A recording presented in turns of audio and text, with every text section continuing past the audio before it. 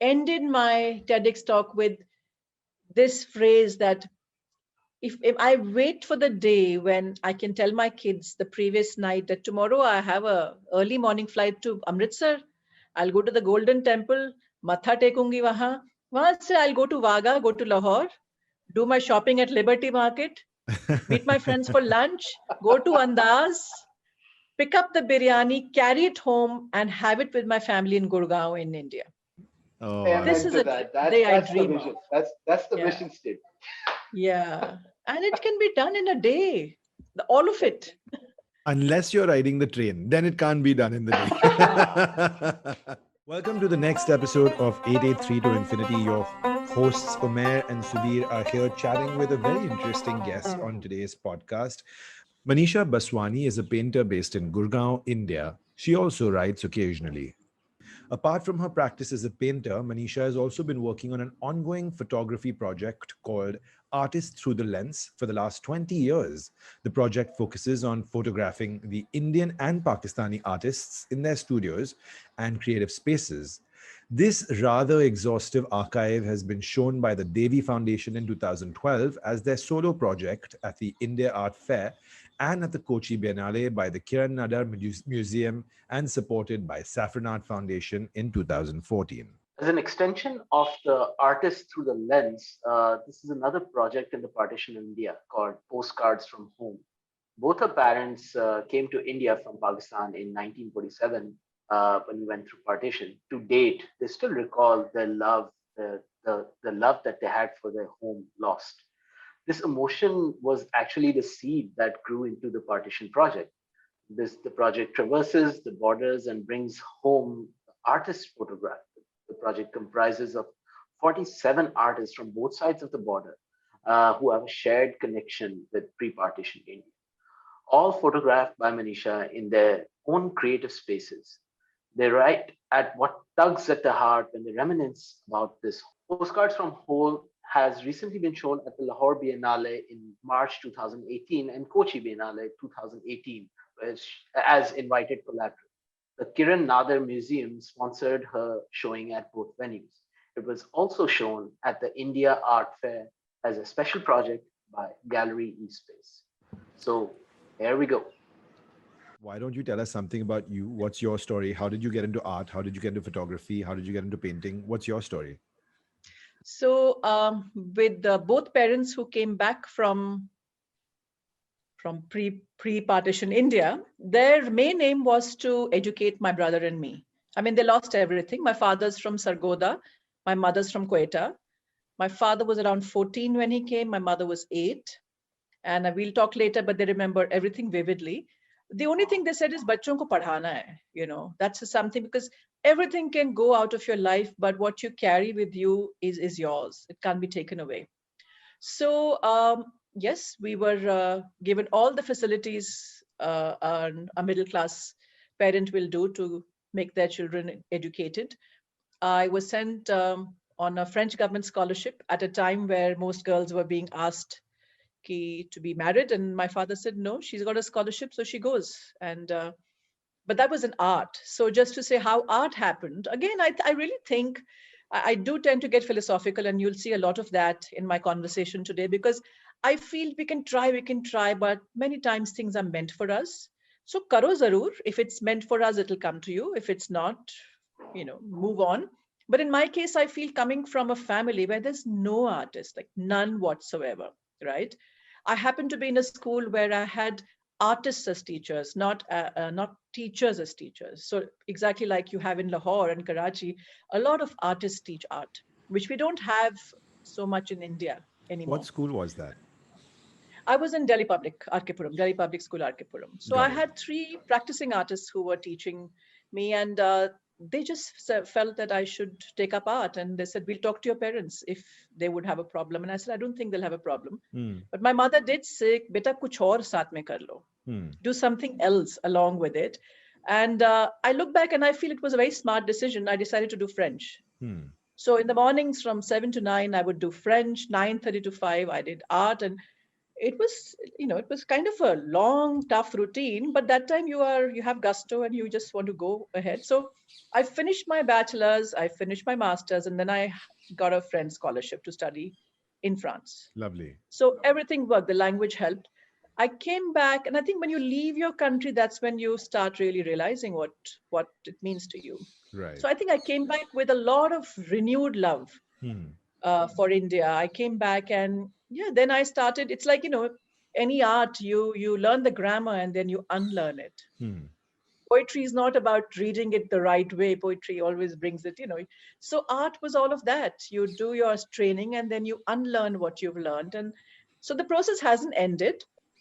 I came back in 91 and no, 92. And since then, I've been painting professionally. Um, Photography came into my life again. It's beautiful. And I keep telling the youngsters with the odd time when I'm given to speak about my practice, that how did photography come? So I'm not a trained photographer. I don't really know the nuances technically of photography, but I followed my heart. So I have a teacher, my guru. I call him my guru, and I feel it's a very important word which we don't hear often. But yes, he continues to be one for me. And he's a recluse, right? And every time I would go, I would learn something. So I started carrying, this is way back in actually 93. So I would carry a dictaphone, I'll carry uh, um, a proper movie camera, I'll carry a still camera to document him. And I realized that I'm probably recreating something in time to come, which will be historic, which it was not my intention, but I just felt here's a man who likes to live within his four walls Mhm. and is very content. And I'm learning so much, I want to give it to the world. So that's how it all began. And So then you I were the started carrying the camera. so you were the original Sorry? podcaster, carrying your mic around as early as the early 90s. I look back and it was that time expensive. The thing is, every roll of Kodak was expensive, then to print Oh it, yeah. then to do small tapes. And I tell parents, young parents, and even when a child is doing something, just flow with it. Here, my parents, not that they were ultra rich, but they never said, "Kyun paise kharch rahe ho? Kyun ja rahe ho?" It was a lot. Every trip to him was money. You get me? Because I was Hmm. spending money. And that time it was a lot of money for us. Of Even now course. it is. But knowing I might not do anything with it, Right. right? So here I am, 35 years down, with one of the most important archives of Mhm. a man who is still doing amazing work. He's won the top awards of the country, if not the world. So, but here I have 30 years of archiving him. What happened Wow. is the process of photographing him made me so comfortable with the camera Hmm. that I started carrying it to artist friend studios. Hmm. Just like, it's chalo lunch pe ja rahe hain, tere ghar, I'm coming carrying a camera. Right. Hmm. Then my friends started saying, I have a catalog coming up for my show. Can I use your photograph of me? Nice. It all began as simply as that. Right. And I became very comfortable with the idea. My friends became comfortable. Then artists I don't know would say, okay, I'm coming to Delhi. Would you like to photograph me? Oh, Because it was wow. self-funded. Right. So that's how the archive was built. Right. And what happened is the Pakistan archive, actually, because I Right. had a solo at Sanat Gallery in Karachi. Right. Hmm. And Zishan Mohammed, the curator of the Karachi Biennale, is a very dear friend. I've known him for many, many years when he used to come to India. So Zishan had said, whenever you are ready, I would like to show you in Pakistan. So I said, Right. Zishan, I'm ready. So he brought me to Karachi. And I told him that I want to photograph Pakistani artists in their studios. How lovely. And really, Umair, there was no agenda. I've never had an agenda. I just do it. Hmm. I'm going on and on, but let me, because there's a connect to Sure. it. So you might Absolutely. interject me when you want to ask me something. Absolutely. But when I went to the Pakistani artist, so here I was having a solo of my paintings. And then by afternoon, I would go visit studios with friends from Pakistan, Karachi. And there I started hearing the stories I hear from my parents. And that's when I Stories. realized. So my parents always spoke about Pakistan as home. Of course. Even now, they Of call it course. home. Absolutely. And they will say, in our home, we used to. So when they say, at our home, we used to do this, it's understood that's home. Hmm. So there's no border in their mind. Sure. And this is people who have come back having faced so much, right? They could be bitter, but I have never heard bitterness in them. They And I recognize it as speak for the home that they were born in, their birth home. yeah, Yeah. that's it. Yeah, There the is no distance in their mind is temporal. It's just another era, not necessarily Correct. a strict border. line. That Yeah. Absolutely. And considering, I feel, considering they faced so much, they saw death, so much death. They saw, how do I put it? They saw death from people they didn't know, and they were being saved by people they knew. It's always the same on both sides, Absolutely. and so I felt, and I realized how precious it was when I went to the other side. I heard the same stories from my friends' parents who would meet me, and even some senior artists who were from India. And they just spoke about India with that kind of love. And I said to myself that I am lucky to visit the other side, right? Not many people are. Right. So I see the side which people are not seeing. Correct. And it's a very beautiful sight. Apart from the love, you both spoke about that love you get there. You don't, Umair, we can't reciprocate the hospitality of No way. Pakistanis. Not at all. It's can't. मैं घबराती हूँ कि वो आएंगे तो मैं कैसे करूँगी, because हम लोगों के पास या पता नहीं शायद प्यार नहीं है या time नहीं है. I tell them I can't do it.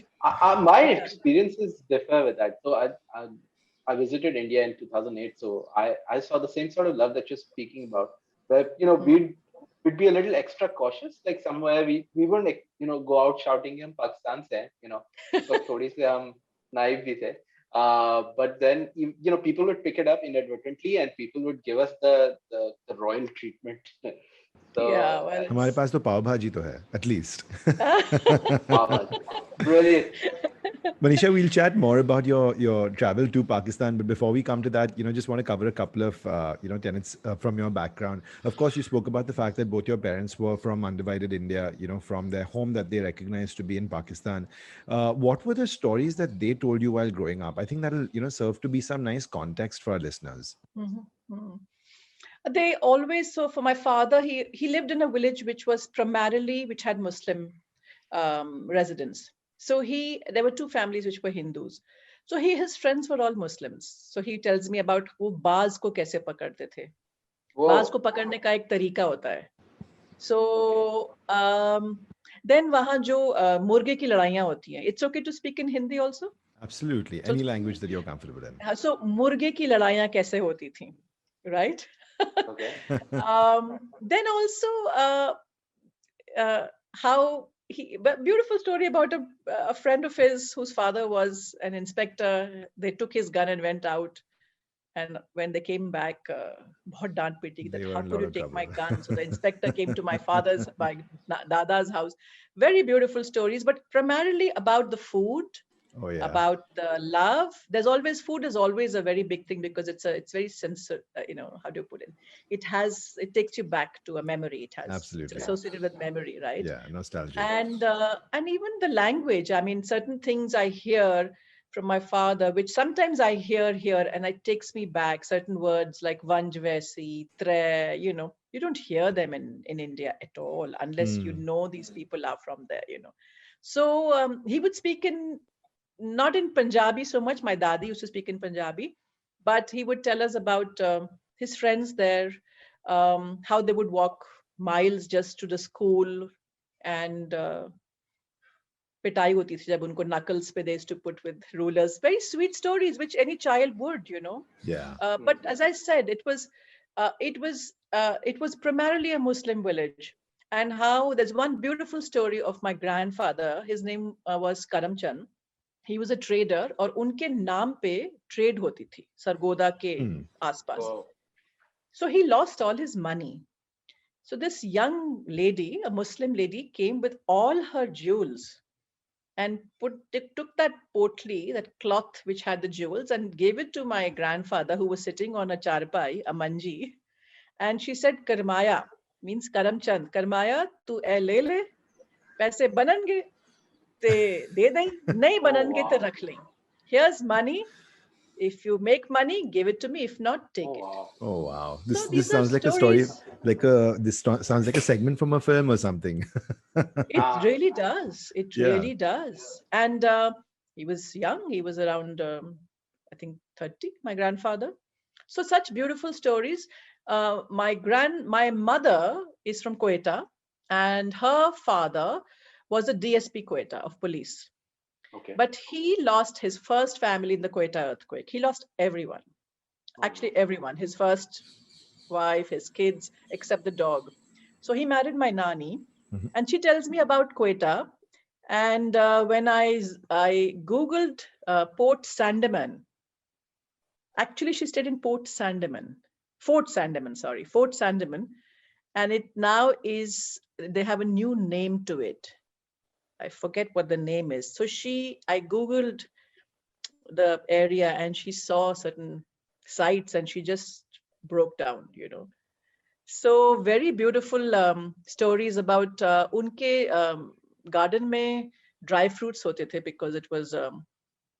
was the weather was such, chilgoze and figs and all that. And she had a very big lawn which had deer, rabbits, parrots. And one fine day she realized all the rabbits have gone. So they had dug a tunnel like in Sholay. Whoa.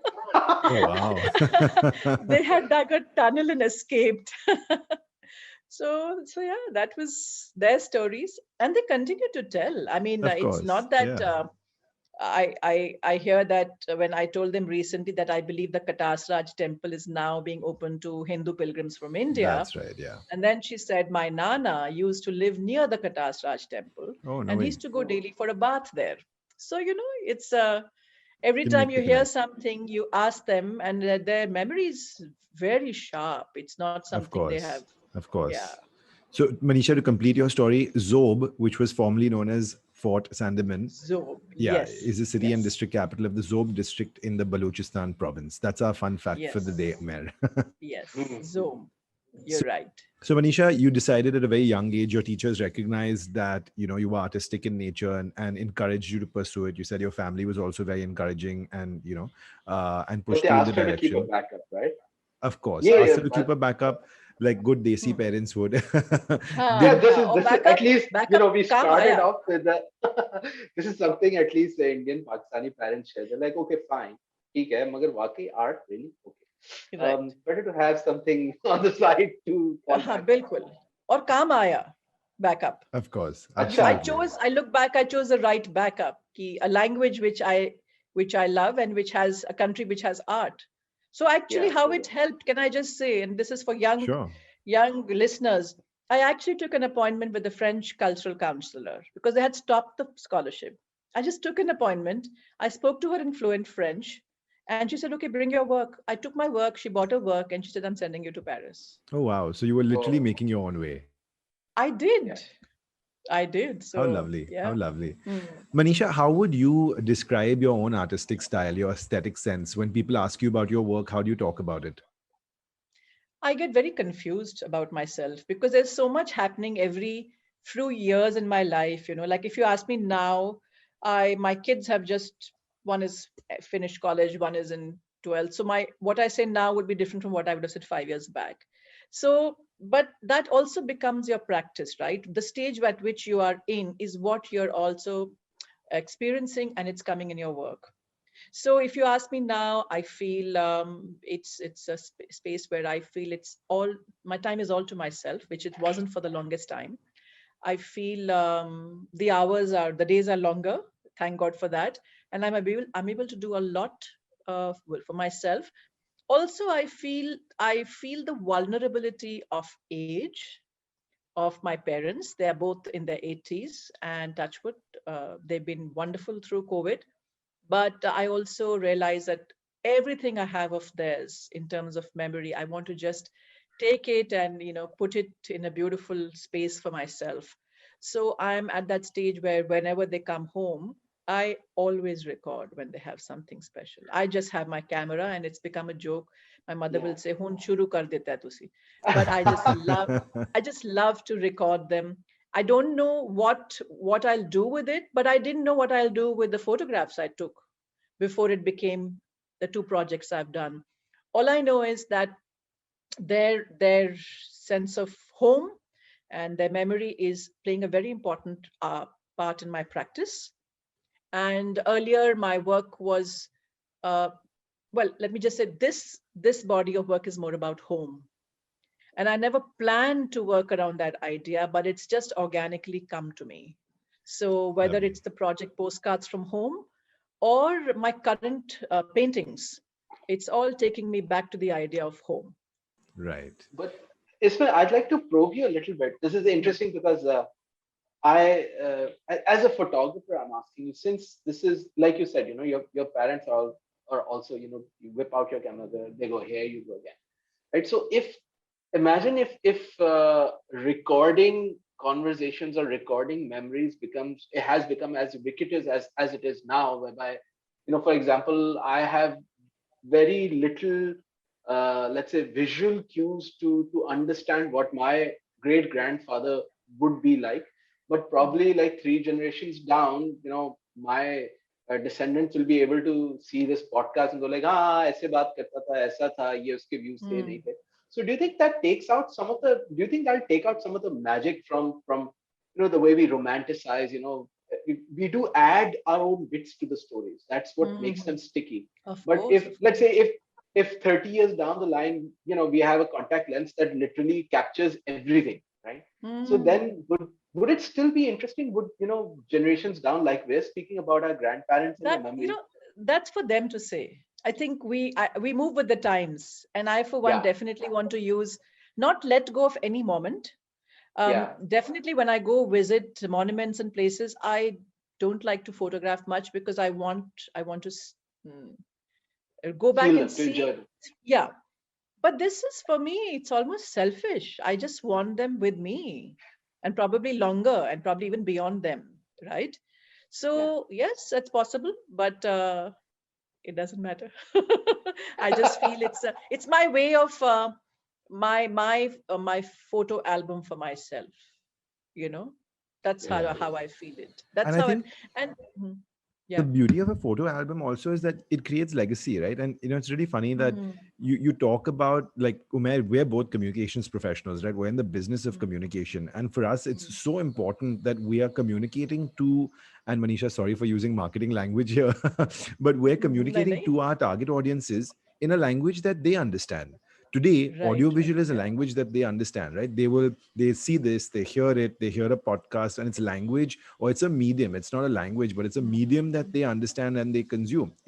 Like, I find that mhm. even with our generation, reading as a hobby has died a natural death. Very few kids our age Yeah. actually pick up a book at the end of the day and read 3 chapters before going to bed. It's so much easier to put on the TV and Mhm, watch something, and or listen to something, mhm, while you're subconsciously somewhere else, maybe decompressing from your entire mhm. day. So I guess also, Manisha, like, while you're an artist and maybe a painter in that context, and then photography became, like you said, it became incidental, and now you're of course Right. recording everything, which was, I think, a byproduct of your process, to be honest, and it's now become a part Yeah. of your art form. It's kind of Yeah. evolutionary with time, right? Technology gives you tools, it gives you skills, and that kind of helps everyone evolve their own process, their own art, and Hmm. therefore their own their own creative personalities Yeah. as well. And Umair's right. You're right. There is, matlab, ek oral history ka maza hai, But I just see how much do I speak to my sons? They don't have the time.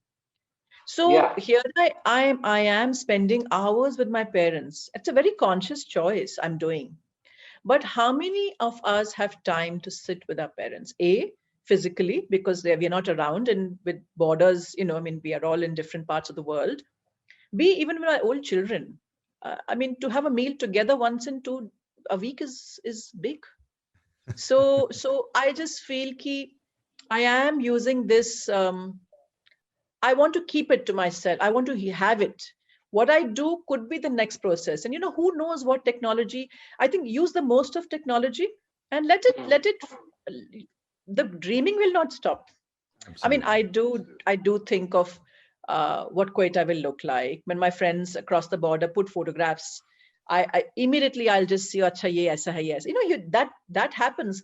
But let's look Uh, at it this way. I have more reference points, and then I can dream with them. But I have more um, than what my parents probably had, right? Of course. And also, I think because I'm a practicing creative person, I consciously want to take it as as material for me. And I don't know how it'll come, but I know it'll come in different ways. It won't come as is. Right. So, for example, I'll share with you, it's very early, so I don't want to speak about it, but all the stories of Quetta and Sargodha, I'm actually documenting them in separate diaries, right? Okay. And I write it. And I sometimes have them. My father doesn't write Hindi, he writes Urdu, like all parents. They just learned So Urdu. lovely. So my father writes in Urdu something. I'd never seen him write. Till now, I tell him, Kuch likho aap. So he writes. And it's a beautiful handwriting. And I feel, my God, if I hadn't asked him, I wouldn't have known how my father writes Urdu. Yeah. So I make them write a few things about Sargodha. My mother writes in Gurmukhi about Quetta. So those are things they're writing. What I do with it is something I will be doing Dekha something. jayega. But देखा भी जाएगा और आ भी रहा है, but I might not want to share it just now. All I'm saying is I'm gathering all the material through all mediums, oral, written, camera, you know. Audio visual. Yeah. How lovely. तैयारी कर Absolutely. रही हूँ. Absolutely. Yeah. Manisha, before we come to, sorry, Umair, go ahead. I'm just wondering, like, जैसे हमने content की दुनिया में देखा, so you know you'd watch TV when TV was on, but now it's on demand, right? It's VOD, video on demand. So this is, I mean, if you capture enough information, at least for your personal consumption, it becomes memories on demand. So I might not have time to speak to my kid or to my mom or XYZ, but then at least I have these things recorded and I can hear the voice and I can hear the thoughts. It's kind of surreal. Imagine if you had photographs of a few generations before you, of your family, kitna maza aega na? I mean, just think of that. Yeah. So, as a matter of fact, यहाँ पे कुछ दिन पहले it was I saw this tool online that allowed you to upload a picture of picture from long ago, and then I saw that. It's like an AI tool, My Heritage or something, right? And then the first thing I did was, like, I took जो मेरे archive में मेरे grandfather की pictures, that my grandfather passed away before I was born. So जो मेरे archive में pictures थी वो मैंने animate करके अपने अब्बू को भेजी, and it just blew his mind. I mean, he's like, and that's what I told him. I never had a chance to. I mean, I've seen that one picture or two picture, but these tools like these actually help me visualize and imagine what a person that's so important to my lineage, to my family, to the way I am, even in my genes, I'm able to visualize them better. I'm able. Absolutely. So that's why it's these sort of projects, especially the ones that document our history, our personal history. They can change lives. Absolutely. And it goes back to the idea of home again. We're all going back to home. Going back. जैसे I mentioned somewhere, जब चिड़िया तो शाम को जाती है ना अपनी पेड़ पे, but whenever there's a solar eclipse, poor things, they forget it's not night, but they still go back to the tree to sleep. Even if the biorhythm is different. Right. So if animals and birds have that need, imagine how much it is our need to know about our home. And I asked myself, why do I feel so overwhelmed when I touch the soil on the other side? But I do something. I feel tremendous sense of overwhelm when I go across. I can't describe it. No, and dekha jaye to I have nothing to do with it, right? It's my parents' home, but why has it touched me so much? And I'll just say something very beautiful. I was showing this project at the India Art Fair, and this lady must be 30, and her mother was from Quetta. So I said, come, my mother's sitting here. You have to meet my mother. She's also from Quetta. And I've been recording people who, both in Lahore and in India, whenever I've shown the project, who come to me and say, our family was from the other side. So I take little recordings. So she said, no, Manisha, I can't give it because I'll cry midway. So I said, that's okay. We'll edit it. So she says, no, I always cry. I have nothing to do with partition. I'm 30, but I can't speak about it without crying. So I said, okay, then cry. So I took her video and she cried. She said, I don't know why it Wow. happens. So So beautifully simple. it is really special, the kind of stories you hear from our generation and younger who are touched. They haven't even gone to the other side, Correct. right? But and these stories need to come out, I think because what we hear is not ours. It's being told. absolutely, And absolutely. how do we bring these stories on both sides of the border? Absolutely. And I think, something that Umair and I have also been learning slowly and patiently as we talk to more and more people is that it holds a very different place in different people's hearts, irrespective of what their connection with the other side of the border is, or, what side of the family came from there, or which generation came from there. It actually holds a very, very different place in people's hearts. And as you're rightly saying, a lot of the guests that we've chatted with have not even been or Gone. don't even have relationships with the other side of the border. Mm. But I guess also because we're living in such a politically and socially and culturally sensitive environment today, that whether you like it or not, you have a relationship with your country and its history and its legacy. And what Yeah. we call the other side of the border is probably one of the most important parts of the history of our Absolutely. land. Absolutely. And therefore it holds such a critical part in each of our lives and each of our backgrounds and each of our stories that we have to tell. And I think that's one of the reasons why we started this podcast, for these stories to kind of come to life. Yeah. Yeah. That's very important. I think we need to have more such spaces of dialogue, um, whether it and through Absolutely. the arts. I think arts is the most malleable, effortless art form to reach the heart of people. On the subject of art, Manisha, before we come to postcards from home, which is, of course, the bulk of our conversation that we'd like to chat about today, of course, you segued into postcards from home when you were working on artists through the lens, The which you spoke lens. about briefly, which was kind of an accidental project, but I'm sure you got to meet a bunch of very, very interesting artists while you were photographing them. So why don't you tell us about some of the really interesting people that you met and photographed, and which was your most memorable experience of photographing someone that really left a impression on your mind? So if I have to look back, I photographed almost 400 artists in their studios, both from India and Pakistan. Oh, So it's wow. a very big number. Um, People have asked me, how has it influenced your art practice? Because it's another medium. And for the longest time, I wasn't sure how it had. But I look back and I feel one thing definitely, that, you know, we all carry a facade of ourselves to the world. We are not completely ourselves when we are meeting people outside. But a studio is a very spiritual place of a human being, of a creative person. And no artist will be able to have a physical facade in his studio. You just shed it. Even if you have it, the studio gives away so much. So I feel very privileged to have been able to visit studios of artists, not necessarily my favorite either, you know. But what just it's done to me is, A, to touch a space which is so beautiful and clean and spiritual. B, to have to go with less judgment. Because Hmm. there are some artists whose work I just don't connect with, right? Right, of But I course. know they are important. And this is later when I the project became a project. Hmm. Earlier I was just doing it with friends, For as a but I hobby. realized for many years, it's now 20 years. But literally 7 years back, probably, or 8 years back, I felt I should take it forward, because I am sitting on something which is a contribution back to the archive of our history, visual archive. So I very consciously started calling people saying, can I come? And because I'm a fellow artist, the doors were opened very easily. Sure. I chose certain artists who, as I said, I do not connect with for their visual art form. They're friends, but I did that, and that again was beautiful, because you drop your judgment, A. Right. And when you go, there's always a learning.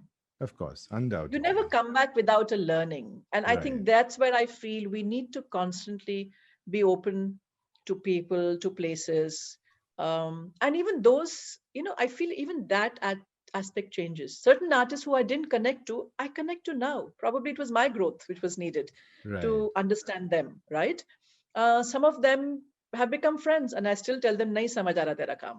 But I'm able to do that. It's beautiful, right? So I feel we start becoming very fossilized in our views in life with age. And I see it often, even in my conversation with my children, when they say, "Why are you saying that? That's not true." And I feel I'm doing it because I feel it's right, but I think he's right. I am judging very harshly. So that's one. That's what the studio visits did. And I have many, many beautiful stories. But one is particularly, it comes to me, actually two. I'll say one from Pakistan and one from India. First, Very India, there's diplomatic. नहीं, no diplomatic. क्योंकि ये space दोनों की है, तो दोनों बताना चाहिए, Fair you enough, know. fair enough. One was Bal Chavda. Bal Chavda, again, he comes from pre-partition India, and he was very ill, and I just felt I have to photograph him. And I was told किसी को नहीं मिल रहे हैं, because he'd lost his wife and he was depressed. Oh. So a friend said, just tell him I've sent, gajak for him, chikki. So I actually called his home in Bombay. He's in Bombay, and I made these trips with my own, limited resources, because it's not a funded project. So I went to Akbar Padamsi and I told Akbar that I'm going to Bal. He said, he won't talk to you. He won't meet you. He's not taking my calls. I called him from my mobile and I just said, ki so and so. I told him in Punjabi, ki तुहाडे लिए चिक्की भेजी है उन्होंने. अच्छा आ जाओ. I made a dash. 20 minutes I was at his doorstep. Oh, wow. And frail man, he opened the door and you could see that he's just shut the world to himself. And here I was, this young artist wanting to meet him. So I said, this is your chikki. I told him in Punjabi. I said, but I'm just telling you, I wasn't saying the truth. I have actually come to meet you. So then he just said, come no inside. original clickbait. Yes, absolutely. Anyway, so I went in and he met me for 15 minutes, just 15 minutes. He was standing in front of this painting, which I thought was a Gaitonde, but I wasn't sure. And I said, Balji, ye kida kam haiga? And he said, like he did this and he said, Mere dost ka hai, but I don't remember his name. And it's an iconic Gaitonde work, which recently was at one of the auctions. And they carried that photograph because it was his possession. So I said, I'm doing this project.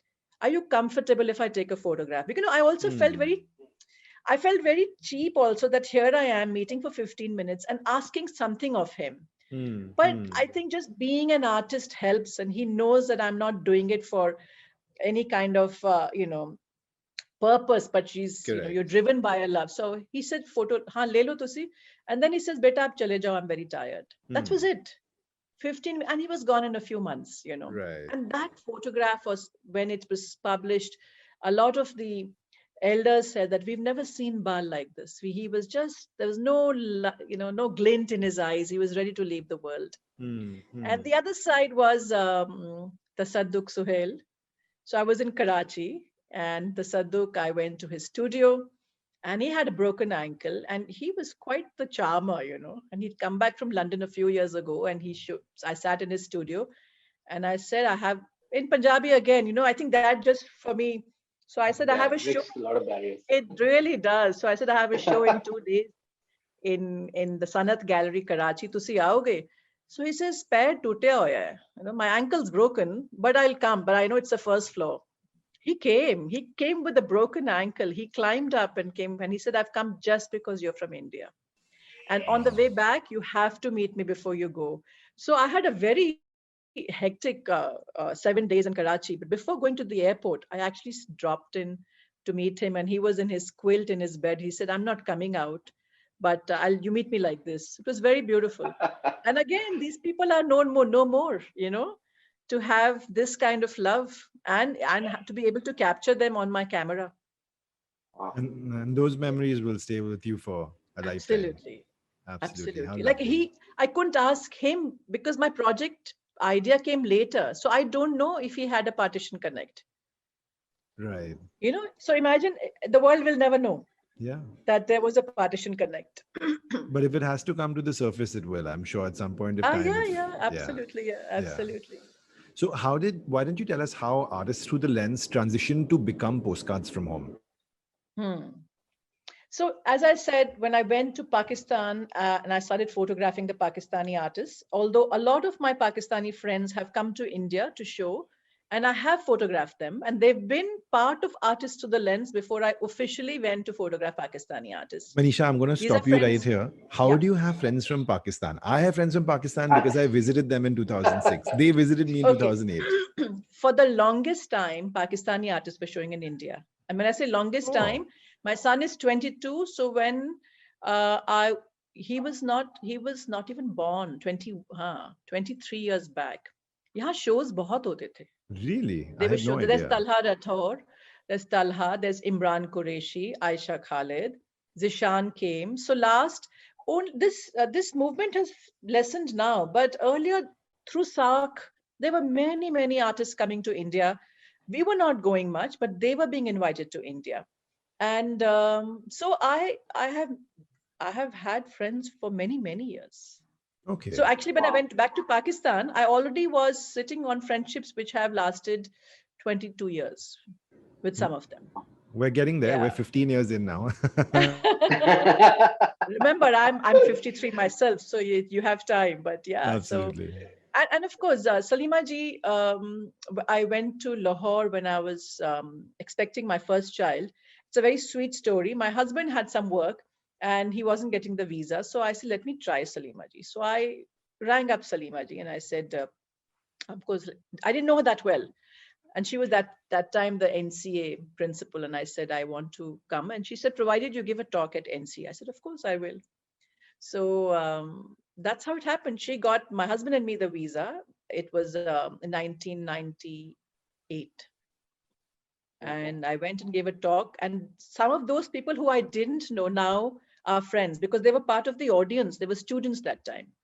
But few friends came to, they became friends, those who are my age group. So Imran, Aisha actually became my friends from 1998. They, in fact, Salima ji told them that कुछ India से दो लोग आ रहे हैं, couple आ रहा है, तो उनको आपने airport से pick up करना है. So they thought like her age, we will be elders coming, from the air. So when Right. they had a placard ready and my husband and I entered, and the first thing they said, आप तो बहुत जवान हैं. So they are very dear friends, and they're our age. तो काफी पुरानी friendships रही हैं. Got अब it. और because of postcards नई हो गई हैं, but जो पुरानी है वो करीब 22 साल पुरानी है. Of course. Of course. Yeah. Understand. Got it. So you had some friends that you were visiting in Pakistan.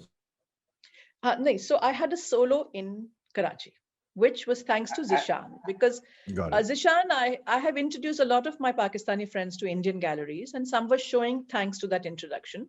And Zishan felt very obligated. He says, what can I do? Tumhe show karna hai Karachi. I said, bilkul. So he arranged for that show, and Abid is heading Sanat Gallery, and he was very generous in hosting my show. वहां पहुंच जब रही थी, I just said I'll carry the camera. Just instinct.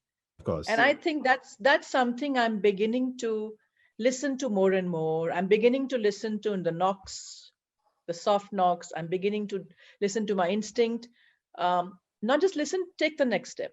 So when I had my solo, as I said before that, I met the Sadduk Suhail. I told Zishan, take me to the studios. So I had another friend, Ruhi Ahmed, who again I knew from the SARC camp 20 years ago. So I met Ruhi after that long, I think. So they took me, they divided their time, and I was taken to the studios. And the studios gave me story. I mean, I didn't go to hear stories. I went to photograph them for an extension of Artist to the Lens. And I heard the most beautiful stories about India, their home. It didn't strike me there. I came back home and it started playing in my mind. And I was telling my parents, inki mummy yahan ki hai, inki abba yahan ki hai, ye wo. And then one fine day I said, I have to bring it together. It really was like the penny dropped. I have to bring it together. So I didn't know how to do it. And we talked about technology, and I've called in my TEDx talk, I've called WhatsApp the 6-lane highway. Correct. Yeah. My entire project has happened on the 6-lane highway of WhatsApp. I didn't need visas, passports. It was that beautiful. Yeah. But I'm a little curious, Manisha. So you're one of the few guests that we've had on from the Indian side. I've had the opportunity to visit both Lahore and Karachi. And given that you have an artist's background and you आपकी उठक बैठक artist के साथ है. So I'm Hmm. just wondering, I keep hearing, once again, I'm not an artist, but I keep hearing that the environment around you, the city that you live in, that has an impact on on the sort of art that you create, whether you find Hmm. your muse, whether you find inspiration. So how did you Hmm. like these two cities as cities? I'm not talking about inside the confines of the studios that you were visiting, but at Hmm. cities like, for example, Suveer hasn't had the chance. He's come visited us in Lahore, but he was supposed to come to Karachi, earlier in this year, but obviously Corona happened. But otherwise, also it's difficult. Hmm. So how would you describe the energy, the feel? Is it something that you feel can inspire art, and how does it differ from what you feel back home in India? Hmm. So first is is something which people always say, and I also will add to it, that Lahore for me is like Delhi. Completely. Okay. That was my growing up years in Delhi. Bilkul same hai. Karachi is Uh, very Bombay. There's no doubt about it, right? yeah. Okay. Uh, Lahore में, I mean, I'll come to the art later, but Lahore में बहुत प्यार है, बहुत प्यार है. So much that चाशनी है, जलेबी वाली चाशनी. And Karachi, I felt was, I won't say प्यार नहीं है, बहुत है, but Lahore was, there was poetry in Lahore. I felt poesy there, Wow. Karachi Okay. was work for me, and I was working a lot because I was showing my work. Um, in terms of art, I'd like to club it with Pakistani and Indian art. I feel Pakistani art just now is the younger artists are doing some fantastic work. And I felt the reason is that the senior artists are teachers. They are spending time teaching art. Unfortunately for us, we are, including me, if I have a choice to paint or teach, I'll paint. I won't teach. Right. I don't know how Pakistan has found this amazing visual culture that some of the most important senior artists are giving time to teach. To give back. So Absolutely. what is coming out from the youngsters is absolutely cutting edge and admirable. Wow. That's Fantastic awesome. art. That's a great insight, Fantastic art. actually. Yeah. And I think हम लोगों में यहाँ, the moment we start doing well, we are not giving back. Hmm. And I don't know what the reason is. I just wish um, there are channels where the youngsters are able to hear or get guidance. There isn't much. Well, usually the reason is just a tangled web of greed, no? The minute we But start I going, feel, you know, okay, I want to give another twist to it, Suveer. I just feel sometimes you just follow the system, right?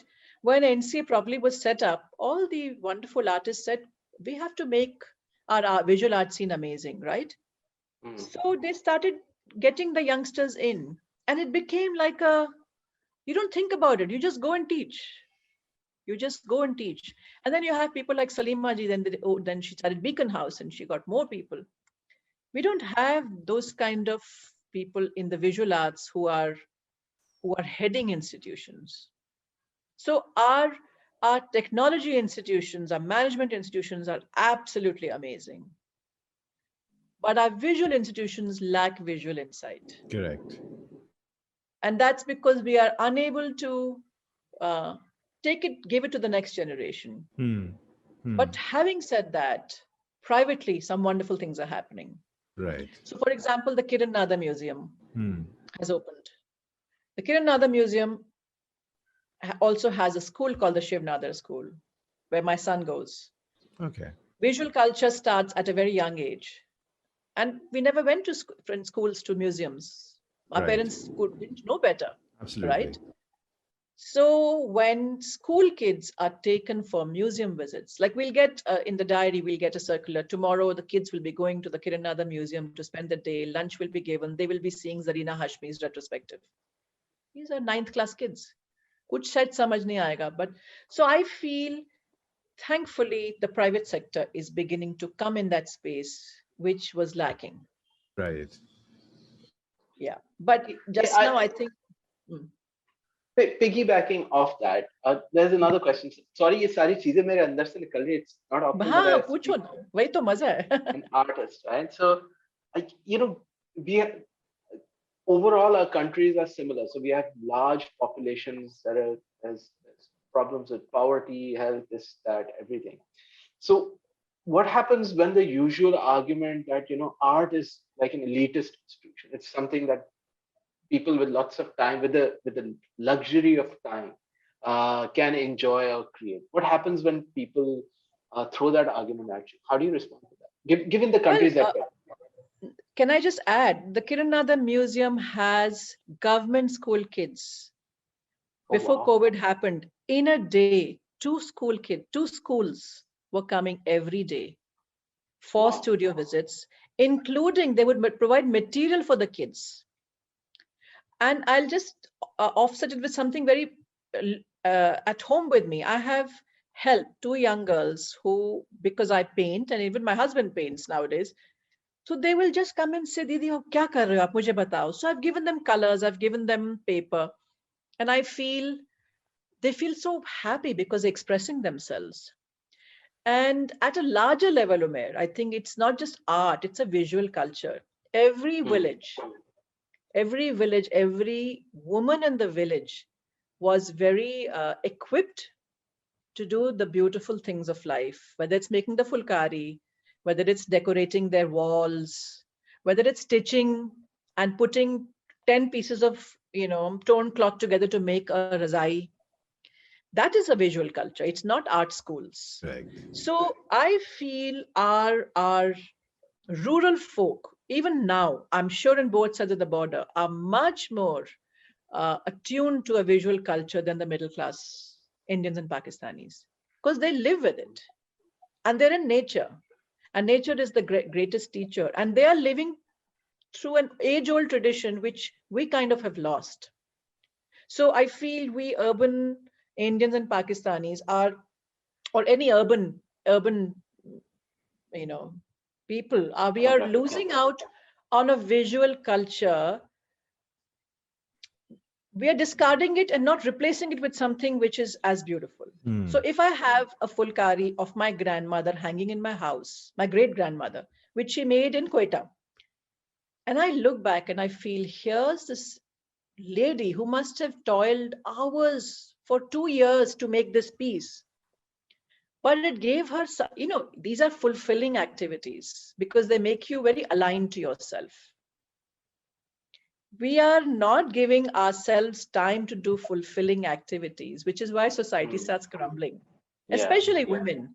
When women are in control of themselves, they can be happy housemakers. When women are unable to, they're not happy from within. Agar kahin dukh bhi ho, but a woman can take it out in a beautiful piece of embroidery she makes for herself, or a frock she stitched with an old cloth for her child. It is a very uplifting act because it's she comes nearest to herself. So you forget hmm. troubles. Yeah?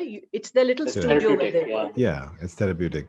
And करते तो सब हैं, करते तो सब हैं, but अब क्या हो गया है that the poor are unable to have access to this because they're in cities.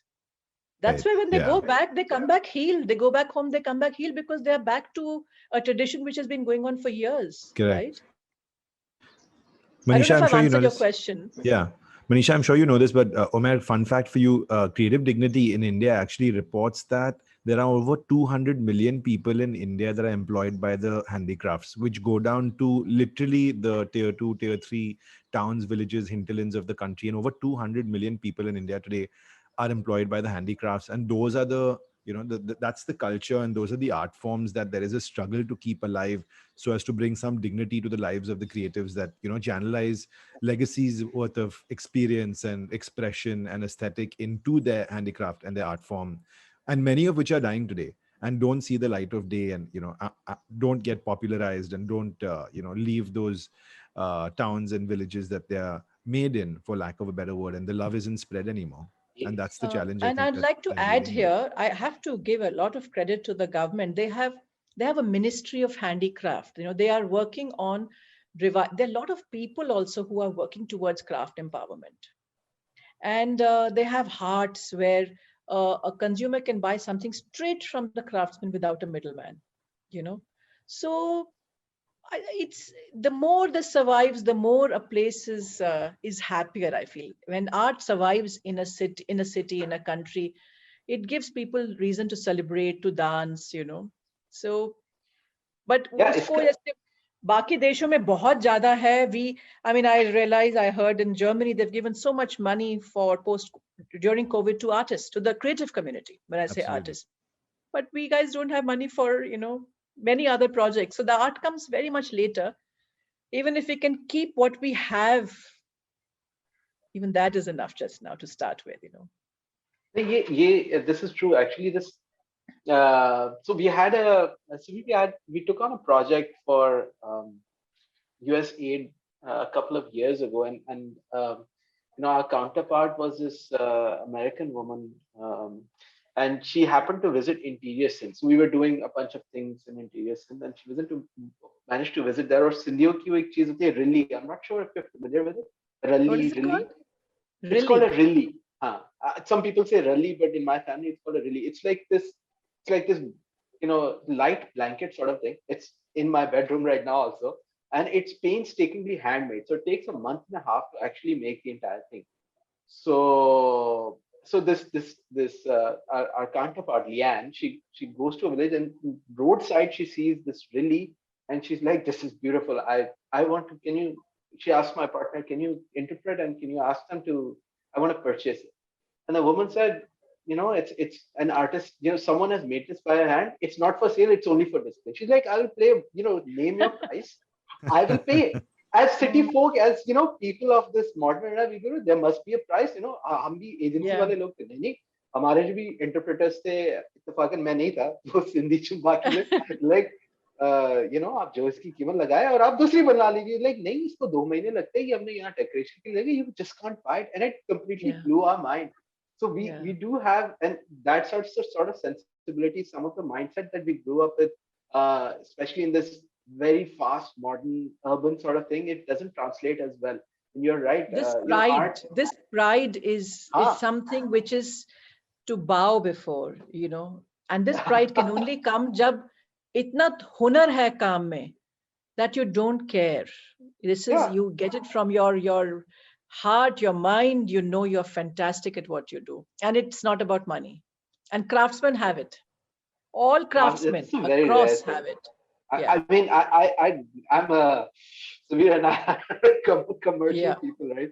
So I envy such sort of, when my partner told me this story, I'm like, wow, now that is ballsy. That's having, understanding your true worth. That whatever you want at me, this is my thing. I don't want to sell it. That's it. Yeah. She's like, Nini, but this lady has to go back to the US. She can't wait for 2 months. She wants it. She's appreciating it. Like, no, nothing doing. 2 महीने wait करना है तो मैं दूसरी बनवा के दे दूँ. No, but imagine such interactions. So we have a few hearts in Delhi where we meet such craftsmen, like I went to, we don't get brushes easily. The very, thin squirrel hair brushes. Okay. But so I went to him and I said, मुझे brush चाहिए था जी, आपके पास है, मुझे दे सकते हैं क्योंकि मैं वो वहां जयपुर से लाने पड़ते हैं.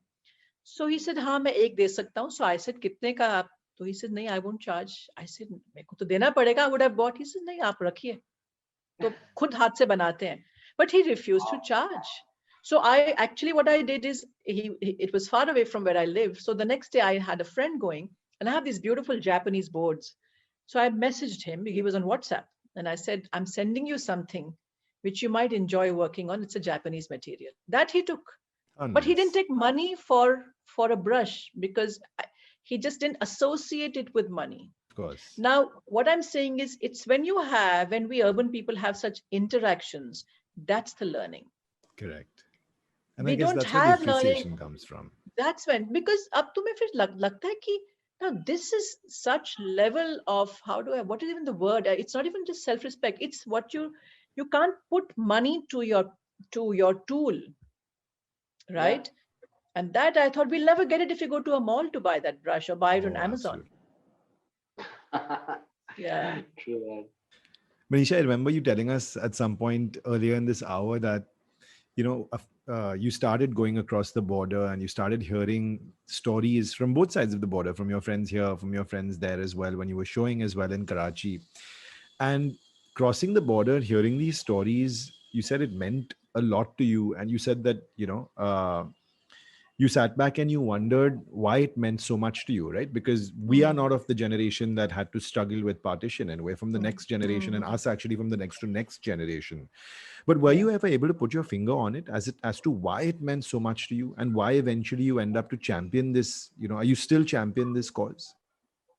I am still championing it in my own way. I don't know why it means. It's just my heart which just says it. And I'm someone who listens to my heart. I always have. I am unable to understand why I choke up when I land on that soil. I actually do. So, but some things don't need answers. You just go with the Absolutely. flow. And I do Absolutely. exactly that.